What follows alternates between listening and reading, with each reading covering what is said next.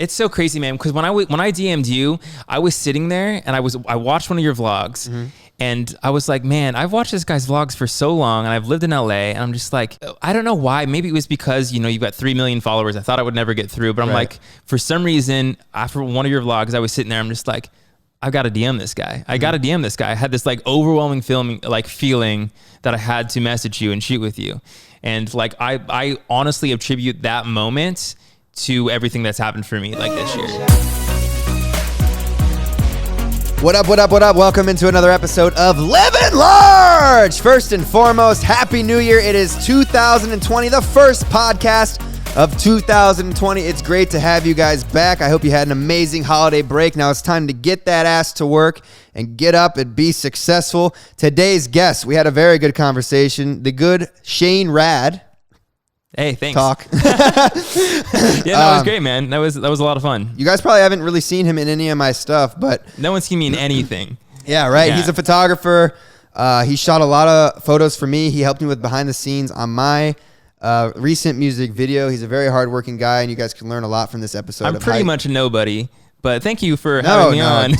You guys can learn a lot from this episode just by the tactics that he uses into getting the work and the hard work and the talent that he puts in. He's one of the lead photographers and design guys on Rachel Cook's new magazine, Whatever. So we talk a little bit about that, and we talked about the comfortability between a photographer and a female, in his case, shooting nude, and how that process works and the trust involved. And yeah, just like an overall really good episode. We also talked about my music. We hinted at some things. Yep.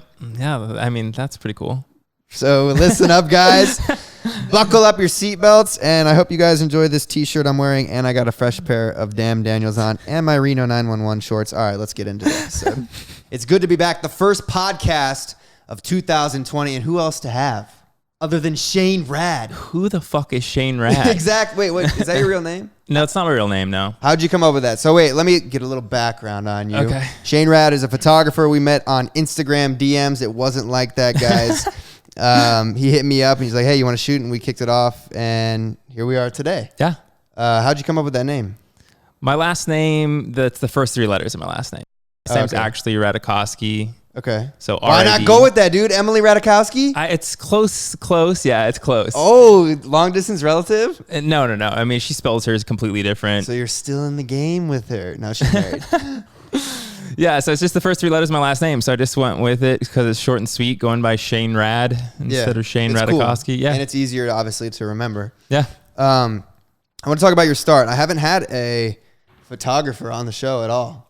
So this is cool because, obviously, when I moved out here, I first started doing photography and videography, and then I jumped into it in front of the camera. This is actually, you said, like one of the only times you've been in front of the camera. Right, yeah. I mean, that's how I first got into you, and that's why I DM'd you, is because of your cinematography and your photography stuff. Oh, I didn't know that. Yeah, man, yeah. I watched your vlogs, watched all the cinematography. How did you watch them? Because you're much older than me. Yeah, I know. I don't know. I mean, I think that like there was a point that like people were talking about YouTube and vlogging and all that kind of stuff. So I checked some people's like vlogs out, and it was big in the news and stuff like that. So I stumbled upon yours, I think probably through one of the Paul brothers or something like that. And then I watched yours. I'm like, holy shit, this guy's talented. Right, exactly. Good looking. 100%. Yeah. Hardworking. Yeah, it was humble. Yeah, I saw your cinema stuff, and I went to school for film, so that's how I got into you. Where'd you go to school? In Florida. Oh, okay. Yeah. And you went to film school. I did, yeah. Like, what was your goal when you went to college? Here, let's backtrack. Where are you born? I was born in Arizona. Okay, and then why choose a college in Florida? It was the fastest I could get my degree. Why is that? It was like a 21-month program, so I could graduate. So was it a 4-year degree or a 2-year degree? It was a 4-year degree I could get in 21 months. I went to school for like 6 or 7 days a week for 21 months straight, like 10-hour days. Oh, so you didn't have like a summer? No, we had 2-week breaks, and that's it. Why did you want to grow up so fast? Because, when I went to college, I graduated in 3 years, which I thought was fast. And now you're sitting here telling me you did it in less than 2. But like, I feel like a part of college is like, damn, I want to go and I want to have fun. I want to experience like learning how to be an adult and like not have the adult responsibilities, because you kind of can go still live with your parents in the summer. Yeah. Why'd you want to finish so quick? I mean, I feel like I moved out when I was 18, and I just knew that like By choice or yeah, okay. yeah, by choice. And I just knew that I wanted to get done with school. I didn't like school. I wasn't someone. I consider myself pretty smart, but I just hated going to school because I feel like it was pointless. I feel like that's a common thing that like a lot of people in the creative field say. They just like, Yeah. when you're a creator, you don't want to learn about like shit that you don't use. You know what I'm saying? Well, yeah. I mean, it's not that. It's like I like learning. Yeah. It's just that I didn't like. I felt like the things that normal education system teaches you was not valuable. As in like what? History class? Exactly. Okay. Yeah, 100%. So like, and a lot of times when you're forced to stay hours in school and stuff like that, and you're not learning things you like to learn, like I would take the test and pass the test because I'm just like, I could learn this way quicker than what you guys are teaching, the pace, all that kind of stuff. So that's one thing. Are you talking about like high school or college right there? high school there. Yeah. Yeah. That's one thing that I learned too. And I'm a very good like cram studier. Right. So like when I would take exams, I would literally just cram the night before, pass the test, and then literally forget everything that I learned. Yeah. So college or high school to me wasn't really like important, I guess, in educational purposes. Why did you make the decision at 18 to move out? Because that's a young age to grow up so quick. Yeah. I mean, I don't know. I felt like, I don't know. At the time, it felt like it was the right move to do, Did you have any older brothers or sisters that moved out? Or? I did, yeah. My older brother, he moved out to California here, and he went to school out here. And so it was just kind of the thing, like you graduate high school, you're off to college. So that's what we all did. And like, I don't think anyone in my hometown really stayed in their hometown to go to college. Everyone kind of went to a different city. Yeah. Yeah. Or did they stay in Arizona? Yeah. So okay, there's that's kind of like mine. Yeah. Right.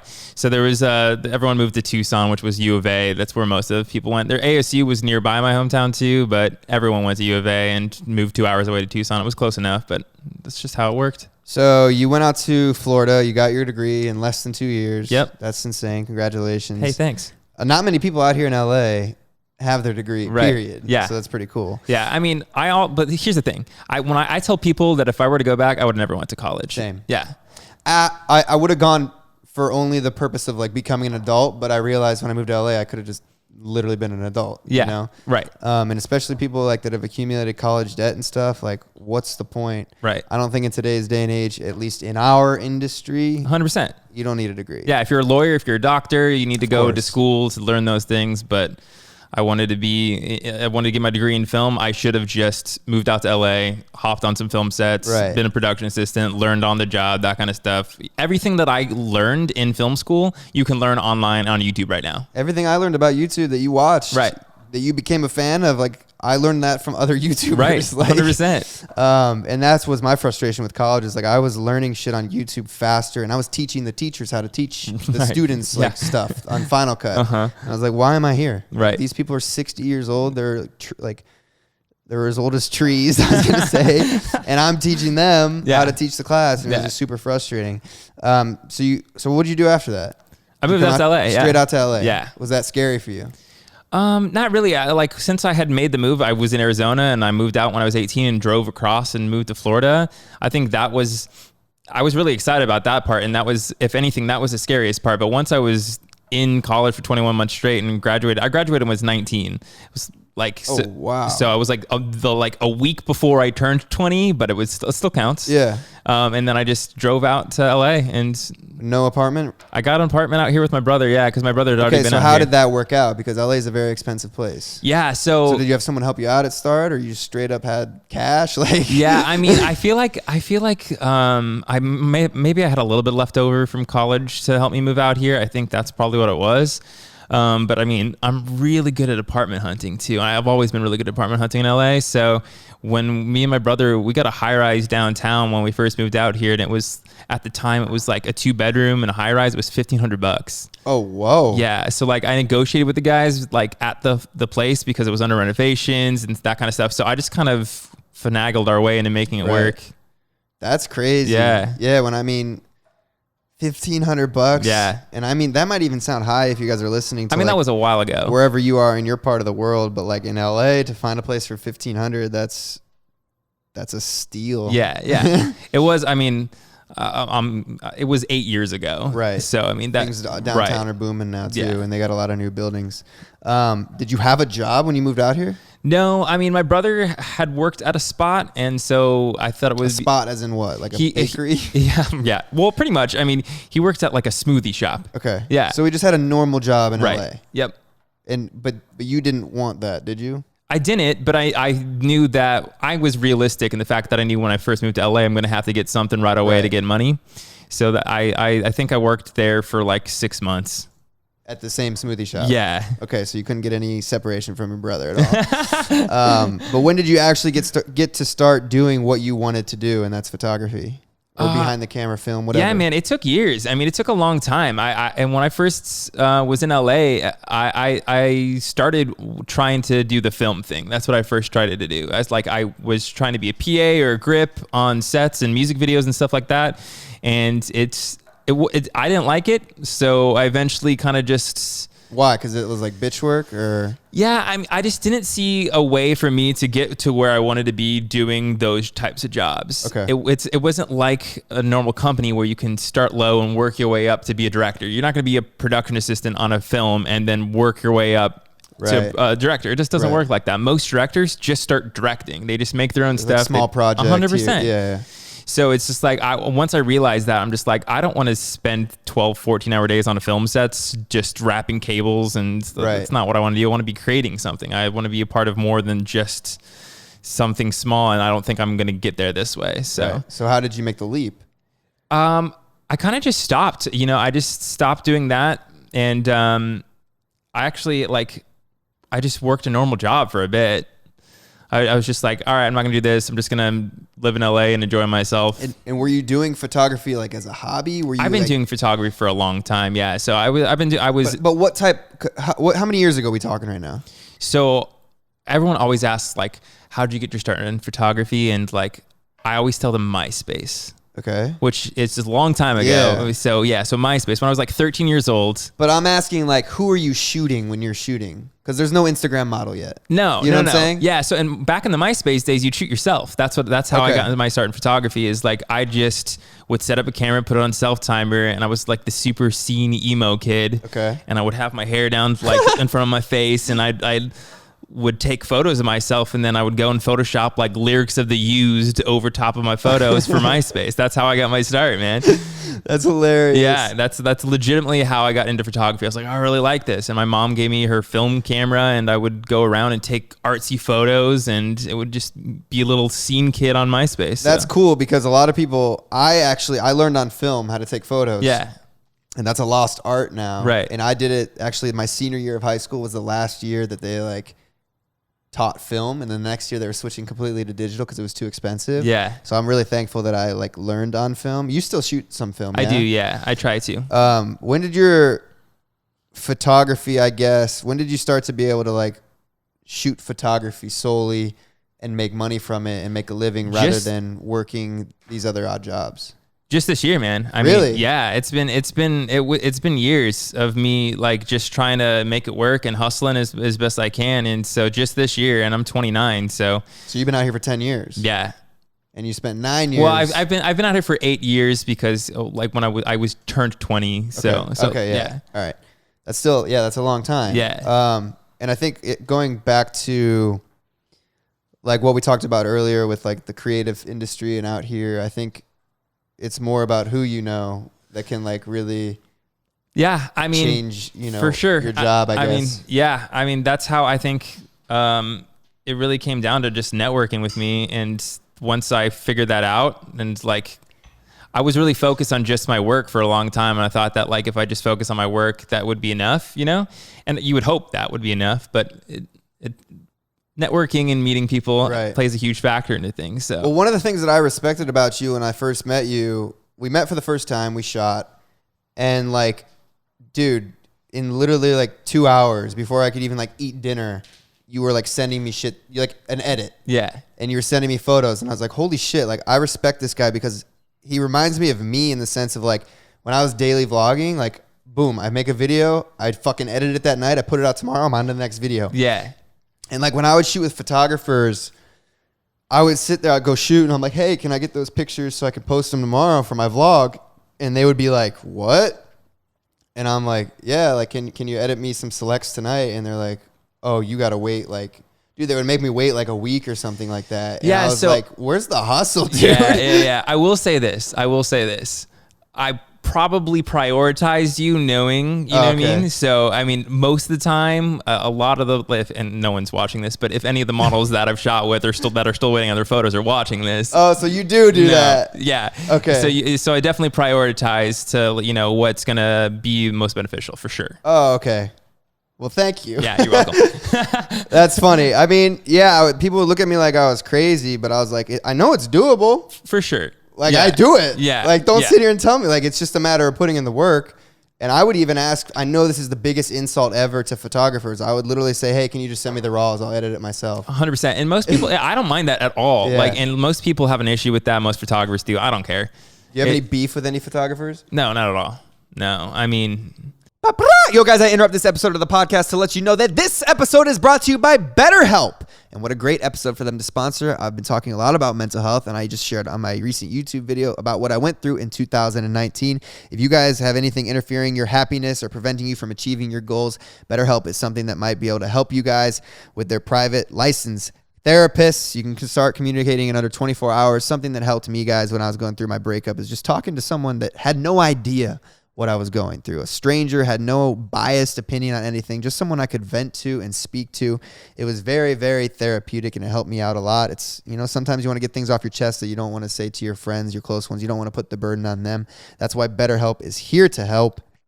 They want you to start living a happier life today. We're hooking you guys up. Special offer for Two Men Show listeners and Livin Large listeners. You get 10% off your first month at betterhelp.com/2men.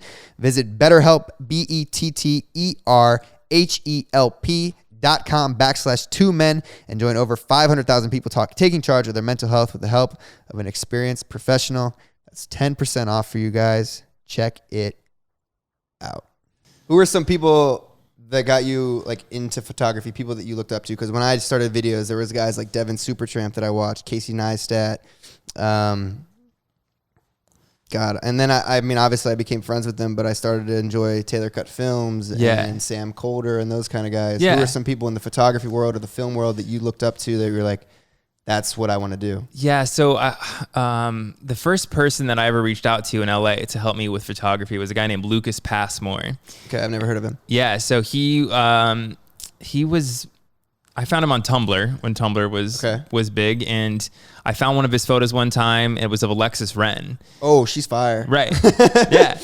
So I saw one of his photos, and I just started following on Tumblr because I really liked that photo that he took of Alexis Wren, and I had that photo on the background of my phone for a long time, just because like it was like kind of represented like following a dream to me. I don't know, because the way that the photo was shot and everything was just kind of, obviously Alexis Wren's like a dream girl too. So it was just kind of like, I really liked that photo. So I reached out to him and I'm like, hey man, can I assist for you? And a week later he had me out assisting on a shoot for him. And he was really like the coolest guy ever. Mm-hmm. Like it was, he had a stylist and a makeup artist there. We went and shot in a field in Malibu, and he showed me like the secret spot that I use all the time now still. Mm-hmm.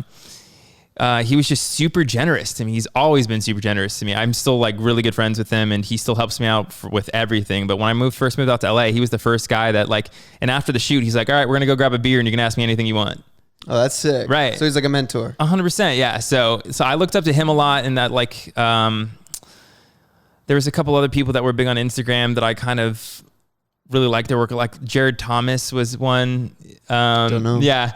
There's a guy, Casey McPerry. So my current Instagram layout that I do with all the like. Yeah. I remember him. Yeah. Yeah. So Casey McPerry like bleeds over into the next photo. Yeah. Yeah. And he does it with videos too, which is crazy. So he was definitely a huge inspiration for the way I do my Instagram now too. I think it's really cool if you guys are listening. This just goes to show you guys like the want to like get involved and immerse yourself in the thing. Like, look at you just DM'd a guy and you're like, hey man, I would love to come assist you for free. Just like whatever it is that you can teach me. That's super important. I feel like a lot of people are afraid to do that. And like, look at it, like it literally just like, why not take the shot? you know, maybe he won't respond. Maybe I won't DM you back, Right. but like you took the shot and the Yeah. opportunity, and like, It's so crazy, man. Because when I DM'd you, I was sitting there and I watched one of your vlogs, and I was like, man, I've watched this guy's vlogs for so long, and I've lived in LA, and I'm just like, I don't know why. Maybe it was because, you know, you've got 3 million followers. I thought I would never get through, but I'm like, for some reason, after one of your vlogs, I was sitting there, I'm just like, I've got to DM this guy. I got to DM this guy. I had this like overwhelming feeling that I had to message you and shoot with you. And like, I honestly attribute that moment to everything that's happened for me like this year. yeah, we'll get into that in a second. And I think this is like an important thing. When I did see your DM, it's important, guys, to have like a portfolio. Like obviously I checked out your work. Right. I thought you were like, I get DMs every day like, hey, I would love to shoot photos with you. And I go to their page and it's like, you don't shoot photos. Right. So I checked out your work. I was like, okay, this guy actually knows what he's doing. He shot some of my friends. And then also you had like a professional like profile picture, like high quality images. So like, I think that's super important if you guys are trying to reach out to like anybody that influences you, like already be doing it, you know, like you can't just be like, hey man, I would love to learn guitar. Right. And you don't even have a guitar. Right. You know? Right. Like, Yeah. That's the number one thing that people ask me, like, how do you work with all these people? Like, how do you get these models and stuff like that? I'm just like, your work's got to be good. I mean, that's what it's going to come down to is like, your work has to be good. It doesn't matter who's in the photos, but the photos have to be good. Right. So if the photos are good and the people in them aren't recognizable, that's still a stepping stone to get someone recognizable to see your work and be like, all right, cool, I want to take photos like that. So, right. So yeah, let's get into it. So you met me, you shot with me. Is that when I brought Rachel for the first shoot or second? No, we did one shoot. Yeah, we did one shoot.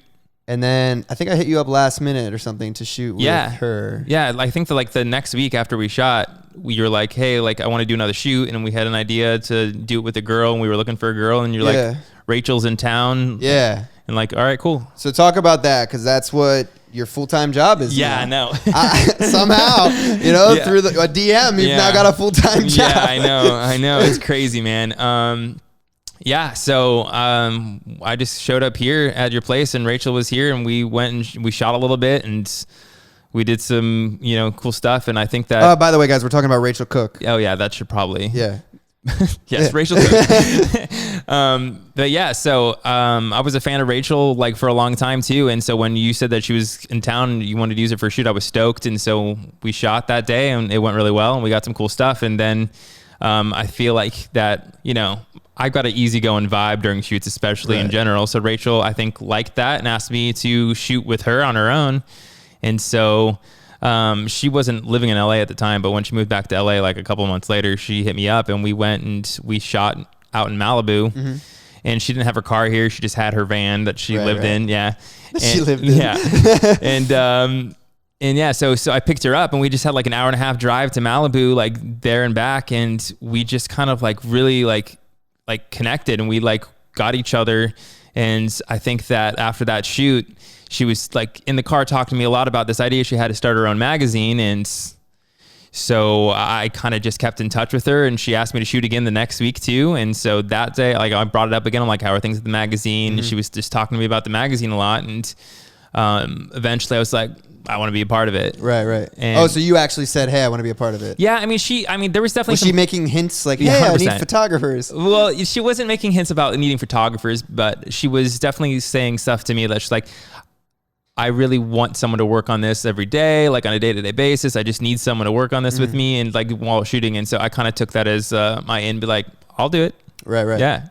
Yeah, it's really hard to find, especially out here in LA, like a sustainable person that's like puts their head down and works. I feel like a lot of people have their eggs in a lot of baskets over here. So like for you to find something too that you're like full steam ahead, passionate about, like that's very difficult to find. 100%. So her magazine is called whatever, WTVR, and basically what it is it's her own, I'm going to sum it up in my words, her own version of Playboy. Yeah, it's a nude magazine. It's a nude magazine, online, subscription-based. Let's talk about that. Yeah. Is that something, since it's so left field and not seen, is that something that you were nervous to do, to be a part of, to... You know, like from people in the Midwest, my parents, like hella judgmental, you know, where I come from, like, oh, nude magazine, what the fuck? Like, was there some hesitation there? Was there any backlash from like siblings, any backlash from parents? No, I mean, yeah, no, my both my parents are really supportive, and my mom subscribes to the magazine, so Oh, hell yeah. my whole family was supportive of it. I mean, it's nude photography and shooting people nude I've done before, so it's like it wasn't a brand new thing when starting this magazine. Obviously, this is like a full-time nude magazine, so it's a commitment for sure. But I mean, I've done some sort of that stuff before, so it wasn't a surprise. Some of my work before they've seen it. My mom, the first time I started posting like a little bit of, more implied nudity on my Instagram and stuff like that, my mom was like, those photos are a little risque. Yeah. She's like, but the women are beautiful. So she was really cool about it. I mean, like it wasn't that big of a deal. And like, it's never really been that big of a deal for me either. So, I know it's probably not a great answer. It's probably a shitty answer, but no, yeah, people were supportive. It was pretty easy. That's good. I would love, for everyone to always be supportive. Yeah.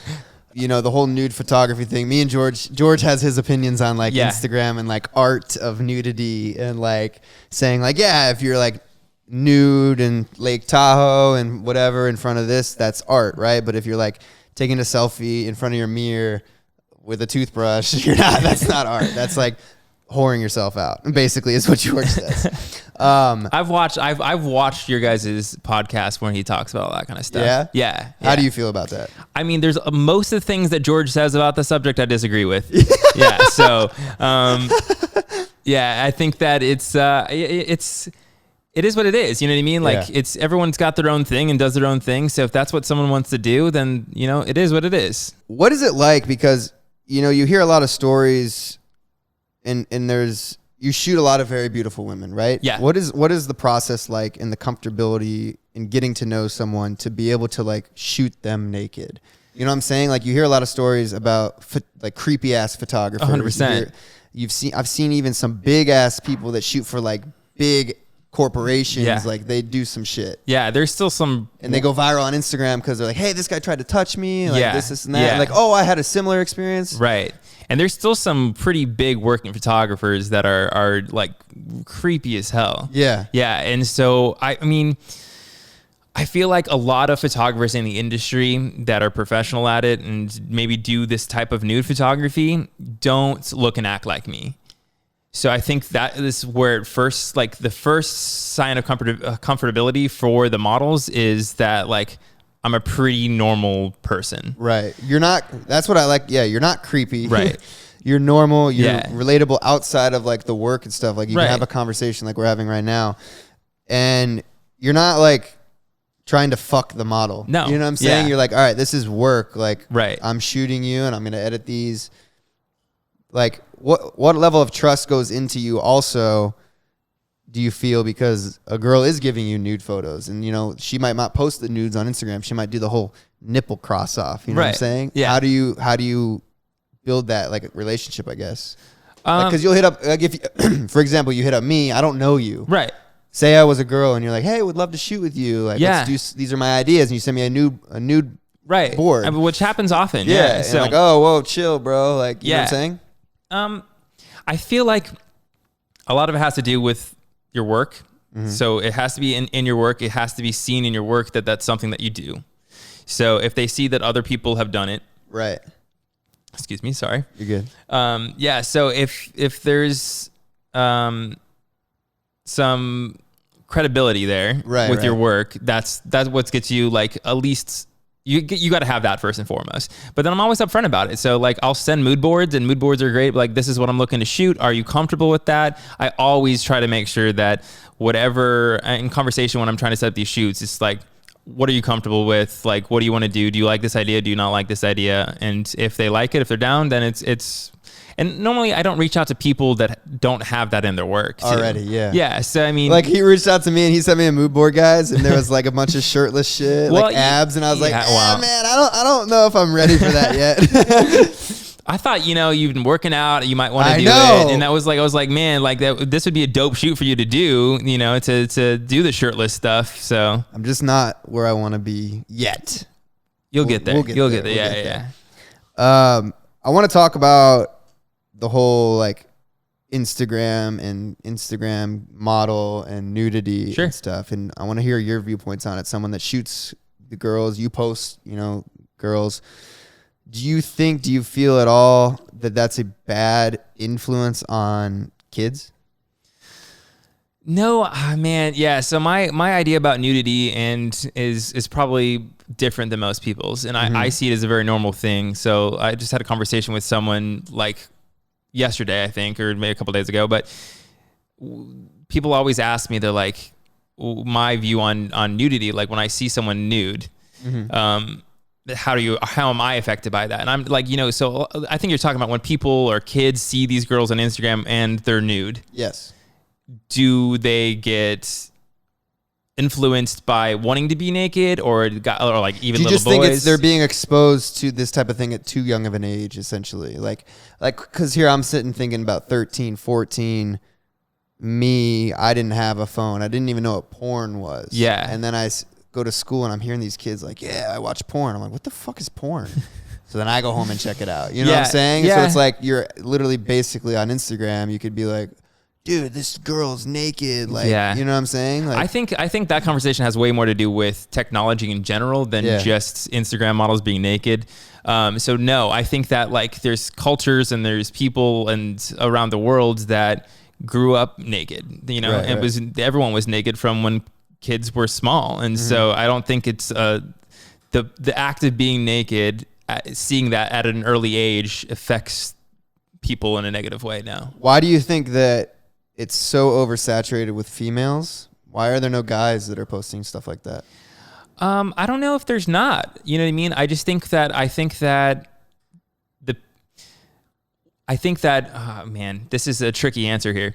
I think that men are more engaged online towards that kind of thing than women are. So I think that's why you see it more, is because it does better on the internet. So women aren't necessarily, some probably do. Probably there's a handful of them do, but I think more men are more engaged with nudity online than women would be. So I think if women, or there was a market for it, I think more men would. I also interrupt this episode of the podcast to let you know that this episode, again, is brought to you by Manscaped. I've talked to him about it before, guys. You got to shave your balls. This thing right here. You hear that? This thing right here was used. Actually, they sent me an extra one. This one was not used on my balls, but it's extremely important to shave your pubes. Let's just be real. All right, let's be honest, guys. Untrimmed pubes are a thing of the past. It's time to gear up and get yourself some Manscaped, the perfect package 2.0. You don't want to cut your balls. These things, I'm telling you, will not cut your balls. They got engineered tools to protect your family jewels. What's more important? And it comes with this freaking deodorant you can put on your balls, and this ball spray, this crop spray. If you go to the gym and you don't have time to shower before your girl's coming over, you just spray that shit, get that perfect package going. The Lawnmower 2.0, guys. Keep that shit trimmed, cut free, and smelling nice. And you don't want to use the same trimmer on your face as your balls. So get a couple of them. If you forgot to give, your dad or your brother or whatever a gift for Christmas or New Year's, freaking get them some Manscaped right now. Redeem yourself. I'm hooking you guys up. You guys get 20% off and free shipping with the code MARK at manscaped.com. That's MANSCAPED, manscaped.com. Use the code MARK for 20% off. Your balls will thank you. Trust me. All right? It's free shipping, too. I'm hooking you guys up. Clean up your nuts. Do you think girls, for instance, that... God, I'm hammering you with these questions. No, you're good. That post for the sake of, I know it'll get more likes. Do you think that's the wrong reason to post? Yeah. So I think no. Yes and no. Okay. So if someone's posting something because they want it to get more likes, if it's a business decision, great. Cool. I like that answer. Understand that. Yeah. But if it's a personal decision for them because they want to feel validated, then yes, I think that's the wrong decision to post it. So, I mean, it's yes and no there. Okay, cool. I want to ask something about, obviously I'm asking something. Yeah. I'm the fucking host. When you don't have to get it any personal like names or anything like that, but when you shoot females, what is the biggest insecurity that you like the most common insecurity? Like, hey, can you fix this on me type question? Or do you get that? Yeah. Oh yeah. What would you say the most common one is? Yeah. So probably the stomach. I mean, I think that's probably the most common one is people ask to fix their stomach in shots a lot.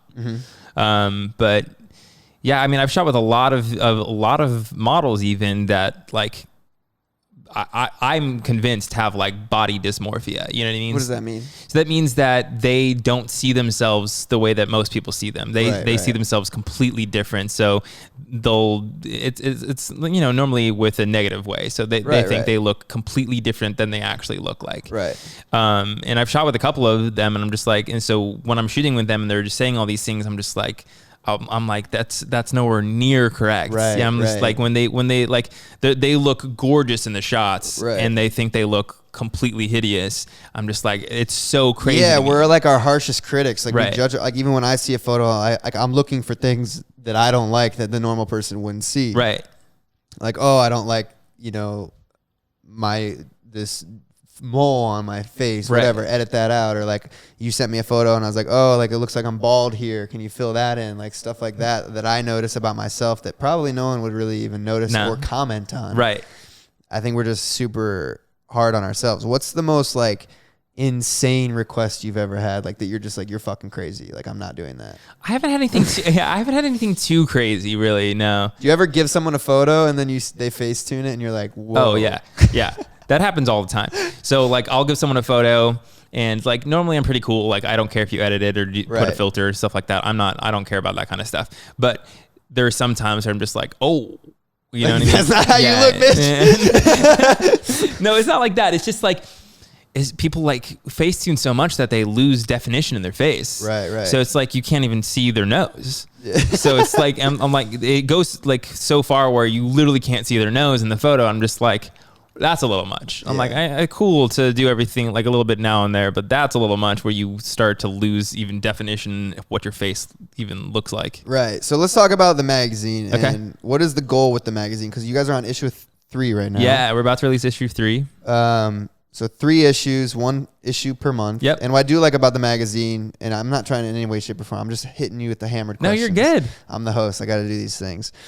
I respect the fact that you guys are taking the time and effort, and you're doing this in a professional way, where you're traveling to Hawaii and taking photos. You're going to Tahoe and taking photos. You're going to Tulum tomorrow to take photos. Like you guys are putting in the time and effort. You have a real staff. You know what I'm saying? You know how to make a magazine. Like you're writing articles. This isn't just like, hey, let me shoot a fucking naked photo of myself in the mirror. Right. You know what I'm saying? You guys are taking a professional approach to this, shooting this on real cameras, like editing them, like putting thought in it, creativity.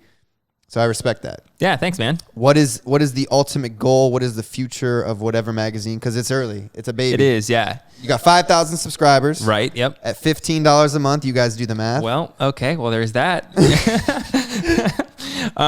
So, I mean, we're just trying to continue to grow. I mean, the whole goal with this, Rachel just wanted to have a platform where she could create whatever she wants. And I think all of us kind of shared in that idea that this is whatever we want it to be. Nude photography was big for her. She was in Playboy. She was in Treats. She's been in lots of different magazines for other people. And she, nudity is kind of part of her life. And same with the photographers that we have on our staff. The guy Robert Voltaire, who's he's been shooting her for a minute. He's been shooting for her for a long time. Yeah, he did in my opinion, like one of the shoots that was her biggest exposure. Her first big exposure is he shot her in Treats in Italy. And I saw those are fire photos. Yeah. 100%. And so that was the first time I saw Rachel, and I think that those photos kind of went viral for sure. And so it's a big part of his life too. He shot a lot of people nude. He's shot some pretty big names as well too. So I think that we are kind of just using this platform to kind of make whatever we want, and we're just continuing to grow and kind of try to push what we can do, Are you guys going with the flow? Do you guys have a business plan? Do you guys have a goal of where you want it to go? Like what type of content you want to create? Do you want to add video? Do you want to add audio? Do you want to add, the sky's the limit. Yeah, Essentially. yeah. And it's like I said, it's a baby. Yeah. So we actually made it happen super quick. So like, me and Rachel were talking about in October, and then she brought on Robert and Alvin, the other two guys on that are doing it with us, and we released the first issue in November. So we had like a month basically to kind of put it together, right? And we kind of have. It is planned out. We are planning on where we're going and what we're doing, and we do a video. So on our when you subscribe, you get a full issue of the magazine, but then we also release us like a really, really dope cinematic video that our guy Alvin does. He's a really good cinematographer too. And then Rachel makes a vlog too. It's like an uncensored vlog of behind the scenes of how we create the magazine on there as well. So we do have quite a bit that we're doing for the magazine. The magazine's just kind of one thing you get, and it's the main thing you get. But then also this video, cinematic video, and the vlog from Rachel are two really cool pieces of content that we do every month as well with the issue that I think makes it kind of way worth $15 a month. Yeah, because that was my next question. Yeah. So it's like I pay 15. Say I'm a diehard fan of Rachel or a diehard fan of this girl that's in the issue with her. I pay my $15. I see Rachel naked. That's all I wanted in life. Right. Why should I subscribe for another month? Well, we have other models on there too, so Okay. it's not just Rachel. A lot of people that are subscribed right now love seeing Rachel, but they've been really surprised with the models that have been a part of it too. Right. And let's talk about that. How do you convince a girl to say, "Hey, let's do nude"? We're not trying to convince anyone. Okay. So or how do you approach? Yeah. So it's like the people that are in it want to be in it, and that's the most important thing. Is anyone that is in our magazine, we want them to want to be in it. We're not trying to convince people. I'm in it, guys. It's official, yeah. I mean, I got to see the shots, but I did, guys. I'm gonna be honest. I'm not naked, but I am in the magazine. Yeah. I mean, here's the thing. Even if we don't show your face in the photos, like, people are still going to figure out it's you. Yeah, you know what I mean? They're still going to figure out it's you. So, I mean, I think that even some of the shots where it's just like the back of your head or the side and stuff, I even think Rachel posted behind the scenes where you're a little bit in the mirror. So people are going to figure it out. Yeah, of course. So, but yeah, you're in it. I'm in it, guys. Yep. I didn't have to convince you to be in it. No, right? yeah, you just asked. Yeah. For me, it was like, I want to support my girl. And also she supported me. I was like, hey, I would love for you to be in my music video. And she did it, and I was like, all right, like you're supporting me and I'll support you. Like whatever you want to do, like I'm there. Yeah. It was dope. The shoot turned out really cool. So subscribe and you'll see it. What I really like about you, a lot of photographers, I think they don't, I guess with me, maybe I'm intimidating or something and I know what I want. Yeah. But I like the fact. So I had Shane actually come help out. And he was super helpful in my music video. He shot behind the scenes after a full shoot day in like Tahoe or whatever. He was there till like 5 a.m. with me for 2 days in a row. And what I liked is a lot of directors, I guess, and photographers are afraid to like say things.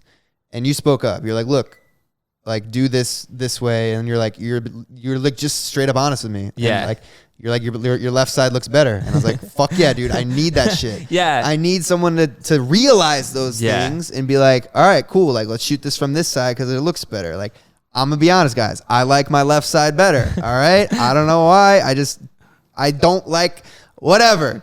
We all have our insecurities. I like my left side. And he was able to, speak out. And you brought ideas to the table, which I mean that was kind of crazy how that all happened because like you just invited me to come on set and I drove back from Tahoe and like didn't know what to expect, but I got there kind of a little late. I don't know if it was late or not. I got there like 9:30 at night, and by like 11 o'clock, like everyone, it was just me, you, and Mateus. Right? Yeah, you were directing. Yeah, because that was the shots that I was in. Yeah, you were directing the video, but then you got to your own shots, and it was just Mateus when he had to focus on the camera a lot. Right. And so then I was like, I'm just here to take some behind the scenes photos, but I'm just like, I should probably tell them about this. Right. And so I just And that's dope because a lot of people would just sit there and take the photos and like something that Mateus, he's shooting, he's focused on like getting all the shots right and all the focuses right. He's not really looking how I look. Right. He's not looking for those small details. Yeah. So like when you're sitting there and like directing, it's like that's why there's so many people on a movie set. Right. You have the director, you have the producer, you have the continuity person, you have the makeup artist that do last look. Like there's so many people involved because you literally as a cinematographer or director, you can't focus on everything. Yeah, normally you don't try to step on people's feet. So I didn't know like if I should speak up, because I'm like, I don't know if Mateus was directing or if you were directing it and stuff like that. But I was just like, I think they'll tell me. And that was one of those things I told Mateus. I was like, hey man, I need you to speak up and like really like, you need to direct because I'm not in. I can't see the shots. Right, like, I'm in them now. Yeah, and he did a good job. He was definitely just. I think me and him were just kind of just looking at everything, and while you're performing, I mean, you killed it. I mean, it's going to turn out great. Yeah, I'm really, really excited, guys. That music video is going to be dropping either the 17th or the 24th, depending on when I get the master back. Listen, guys, his new music is so fucking good. Thanks, man. You have no idea. Like, you have no idea. He showed me all the songs, and you guys are going to be shocked. Thank you. Shocked. Yeah, when they're you definitely, they're a step up from, does your mama know? Listen, that one was catchy, but this new music, it's just such a vibe, and you have such a consistency through all the songs, and it's very you, and it's different, man. And it is, like you said, it's more mature, and but it's so catchy too. Thanks. It's like really well written, and like you can tell that you put time in it. Yeah, and that was the thing that was important for me. Like, Does Your Mama Know is a fun and catchy kitty song, I guess. And these ones are like what I actually went through this year. Yeah. So they mean something to me. And like that was exciting. The writing process with them was exciting, just to like be able to speak my feelings. Yeah. Because I don't get to do that. Can I turn it around on you now? Can I ask you questions about your music? What do you want to ask me? What's your favorite song that you've written so far? Well, I haven't even said any of the song names to anyone, so I'm not going to give any specifics. All right. But I think my favorite one that I've written is the one we shot the music video. Okay. From the start, I was like, this is my favorite song. Yeah. The first one I can't say names. Should I not say names? Oh, well, that one, of course, is fire, but I didn't write that one. Okay, right. But I'm saying from the ones that I've written. Gotcha. And then I wrote a song about my breakup. That one's really good. And it means something to me. So I think that one will be received very well for sure. But I wrote 5 songs. I wrote 10 songs in 3 days, and I'm going with 5 of them. And only one of them is about my breakup. That's pretty good. A lot of people, I feel like, write a whole album about the breakup. Whole album like, you broke my heart. But it just I needed one song. So there you go. You did it. Yeah, but I'm excited. In general, how are you feeling about it? Are you as stoked as I am? I'm so stoked because I'm nervous as fuck. This is the 4th time I've changed my career, essentially. Yeah. I started on Instagram, and then I went to YouTube, and then Facebook, and kind of back to Instagram and YouTube, and now I'm going to music. Yeah. And it's scary because I've invested a lot of money in the music. I think you got a real fucking shot at this, man. I really do. So. I think that I don't want it to come across as a YouTuber trying to be a musician. But it's not. And it's not. Once you guys hear the songs, you'll be able to tell that it's not that whatsoever. Right. The response to it, you'll be able to see as well. It's not some YouTuber who's making a song and making a music video for YouTube. Right. I'm gonna go full steam ahead of this. And me and my brother, I just posted a YouTube video. I hope you guys enjoyed it. It was kind of about my year and how 2019 was a tough year for me.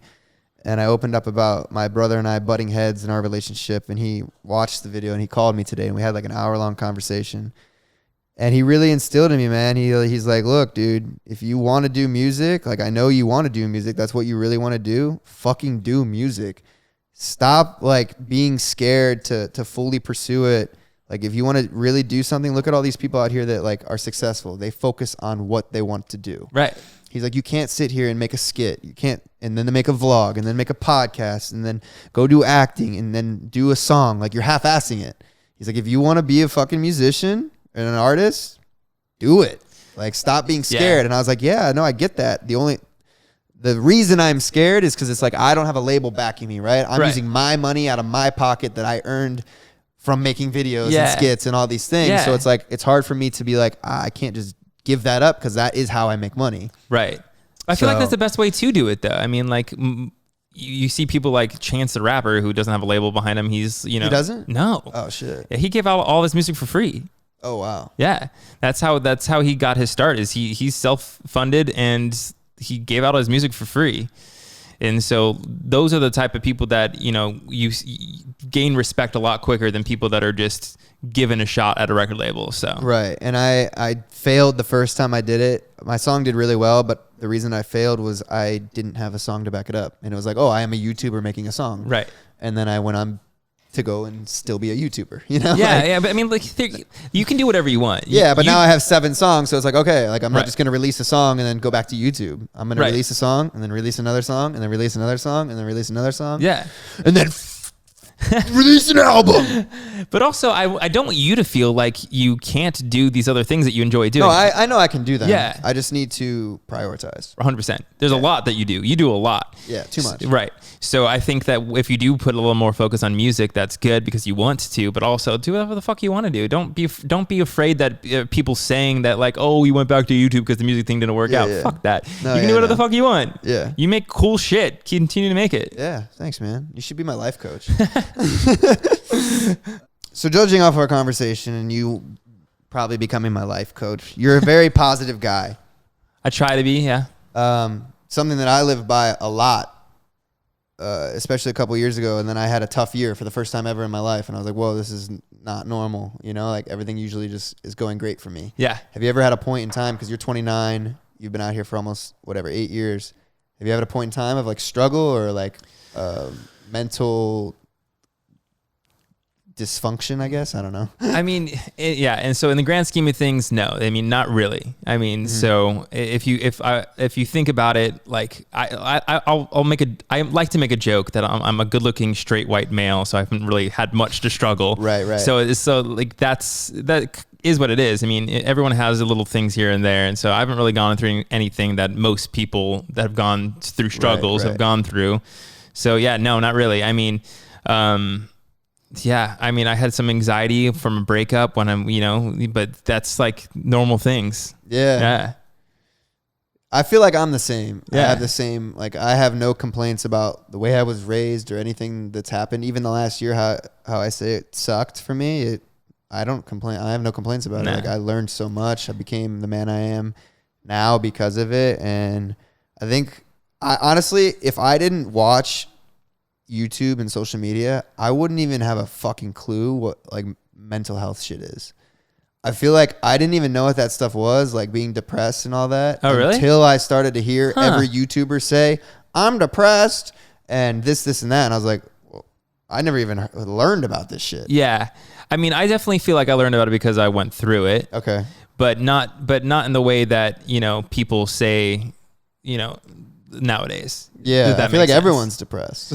Well, which I don't disagree with. You know what I mean? I think that with technology and the way that the world is evolving, our brains as the human species are not developed enough to compete with technology. Yeah. So we have these phones and this technology that's everything's right away, and we don't have patience for anything anymore. And I think that you can even see it in young kids is they're so affected by technology in the world just because our brains haven't evolved as fast as technology is. There's just so much information and we can't capture it. No. Yeah, dude, I'm scared for like the next generation, not gonna lie. Yeah, man. For the most part, I think that like I think I learned this, going through a little bit of, struggles here and there, but anything that's happened in the past has happened in the past. There's no point dwelling on it. Right. So anytime that something shitty happens, I kind of forget about it because there's not really anything you can do. Yeah, and that's a very strong thing, like in terms of mindset. It's so important. Yeah. That's something I learned this year, and I think you guys should, take away is like having a strong mind is extremely important. Damn, bro, I actually really enjoyed this episode. Yeah, thanks for having me on. I was kind of nervous because I've never had like a sit-down conversation with you. Yeah, I was excited about it. I'm really happy that you invited me on, so thank you. Yeah, dude. Thank you, guys. Go follow him, Shane Rad, on Instagram. I'll put his link in the description. Appreciate that. This conversation helped me out a lot. So I'm happy that I had you come on. Man. That's going to wrap up this episode of Livin' Large. Happy New Year. We'll see you guys next week. Deuces.